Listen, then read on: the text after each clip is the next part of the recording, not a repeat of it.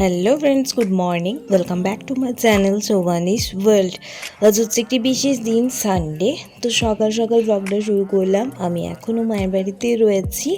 তো আগের দিন যে আলু পরোটা বানিয়েছিলাম, সেই আলু পরোটাই কয়েকটা রয়ে গেছিলো, তো সেটাই খাচ্ছি এখন। যাই হোক, এরপর চলে এসেছি কয়েকটা কমলা লেবু নিয়ে। মা মোটামুটি প্রায় 1 কিলো মতো কমলা লেবু এনেছিল, যেটা পুরো নষ্ট হয়ে যাচ্ছিল। তো তাই ভাবলাম একটু জুস করে সবারই খাওয়া হবে। আর গ্রীষ্মকালের মতো গরম তো পড়েই গেছে এখন প্রায়, আর বাইরে ভালোই রোদ্দুর। এজন্য ভাবলাম এগুলো একটু জুস বানিয়ে নিই, গরমে বেশ ঠান্ডা ঠান্ডা ভালো লাগবে, শরীরটাও বেশ ঠান্ডা হবে। আর তার সাথে জুস খেতে আমি একটু বেশিই ভালোবাসি। যাই হোক, তার জন্য লেবুগুলো প্রথমেই ছাড়িয়ে নিয়েছি আর তার সাথে বীজগুলো বের করে নিয়েছি। এখন একটা মিক্সার গ্রাইন্ডার বাটি নিয়ে নিয়েছি, তার মধ্যে লেবুর কোয়াগুলো দিয়ে দিয়েছি আর তার সাথে 2 থেকে 3 চামচ মতো চিনি দিয়ে দিয়েছি মিষ্টির জন্য, যেহেতু লেবুগুলো একটু টক টক ছিল। যাই হোক, এখন এটা রেডি হয়ে গেছে জুসটা। এখন এটা ছাঁকনির সাহায্যে চাইলে ছেঁকেও নিতে পারেন, আবার না ছাঁকলেও চলবে। লেবু জুস করা খুবই সোজা, আপনারা চাইলে কিন্তু জুসারের সাহায্যেও এটা জুস করে নিতে পারেন, তখন আর ছাঁকার কিন্তু কোনো প্রয়োজন হয় না। যাই হোক, ওদিকে জুসটা আমি একটা বোতলের মধ্যে স্টোর করে ফ্রিজে রেখে দিলাম ঠান্ডা হওয়ার জন্য, যেহেতু কোনো বড় ব্যবহার করিনি। আর এদিকে ততক্ষণে আমি চিকেনটা ম্যারিনেশন করতে এলাম। তো এই চিকেন নিয়ে এসেছে আজকে 500 গ্রাম মতো। তো তার জন্য মশলা বানাচ্ছি। তো এখানে পেঁয়াজ, আদা, রসুন সমস্ত কিছুই দিদা রেডি করে দিয়েছে। আমি জাস্ট এটাকে পেস্ট বানাবো আর তারপর চিকেনটার সাথে ম্যারিনেশন করে নেব খুব ভালোভাবে। ম্যারিনেট করে রাখলে চিকেনের স্বাদটা একটু বেশি ভালো হয়। তো সেজন্য হাতে একটু বেশি সময় রয়েছে, তাই ভাবলাম ম্যারিনেশনটা করে রেখে দিই মোটামুটি 1 থেকে 2 ঘন্টা মতো।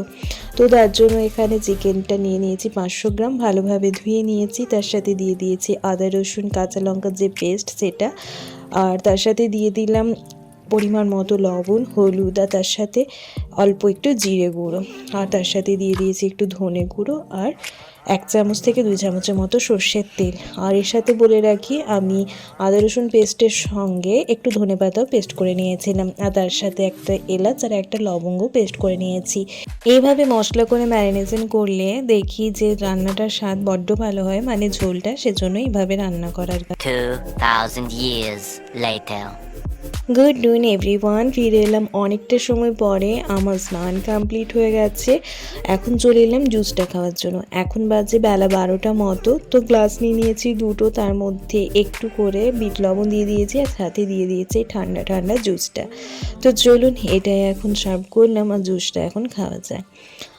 এই জুস নিয়ে হাজির হয়ে গেছি, একটু বাইরের দিকটায় এলাম আর জুসটা ফাটাফাটি লাগছে।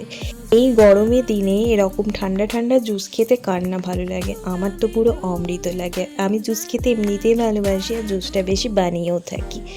যাই হোক, জুস খাওয়া কমপ্লিট করে চলে এলাম রান্নাঘরে। এখন চিকেনের যে পাতলা ঝোল বানাবো সেটারই এখন প্রিপারেশন চলছে।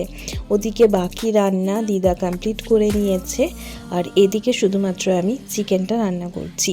যেহেতু এটা আমি ভাতের জন্য বানাচ্ছি লাঞ্চ টাইমে, তো সেজন্য একটু ঝোল বানাবো, বেশ একটু পাতলা ঝোল। আর তার জন্য এই যে ম্যারিনেশন চিকেনটাও নিয়ে নিয়েছি, যেটা আমি প্রায় 1 আওয়ার থেকে 2 আওয়ার্স মতো কিন্তু ম্যারিনেশন করে রেখেছি। তো ভালোভাবে আবারও একবার উল্টে পাল্টে মাখিয়ে নিচ্ছি, আর ওদিকে ততক্ষণে পেঁয়াজটা ভাজতে দিয়েছি।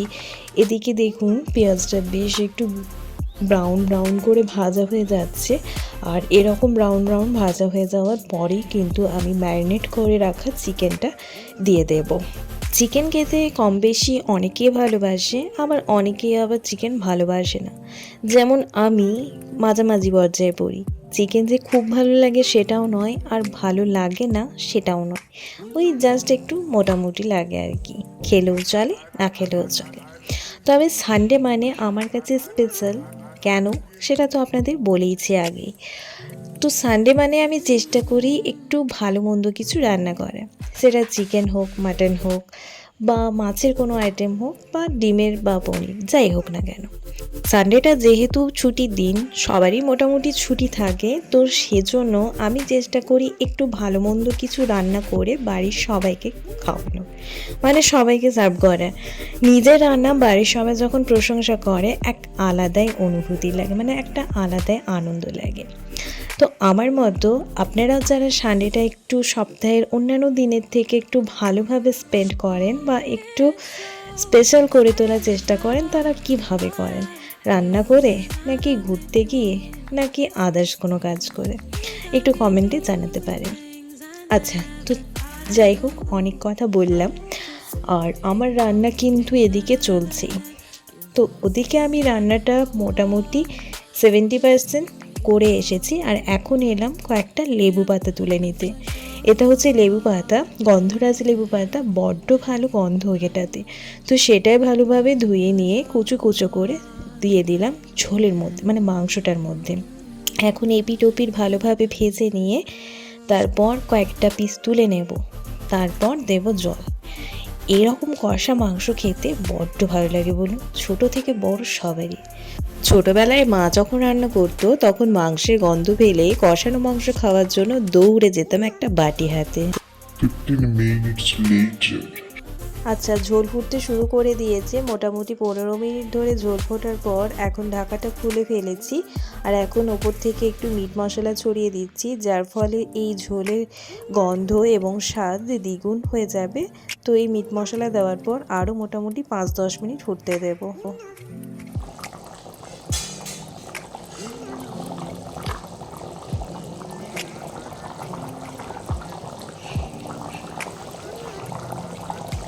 যাই হোক, দেখুন কি সুন্দর ঝোলটা আমার হয়ে গেছে।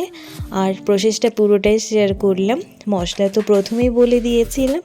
এখন আপনারা যদি আমার প্রসেসে রান্না করে থাকেন, তবে মশলার পরিমাপগুলো আপনারা নিজেদের মতো একটু আইডিয়া মতো দিয়ে দেবেন, আর বাকি প্রসেসটা আমি যেরকমভাবে রান্না করেছি সেভাবে ফলো করতে পারেন। কথা দিচ্ছি আপনাদেরও ভালো লাগবে, বড্ড ভালো হয় খেতে। ঝোলটার কালারটা দেখুন কি সুন্দর এসেছে না?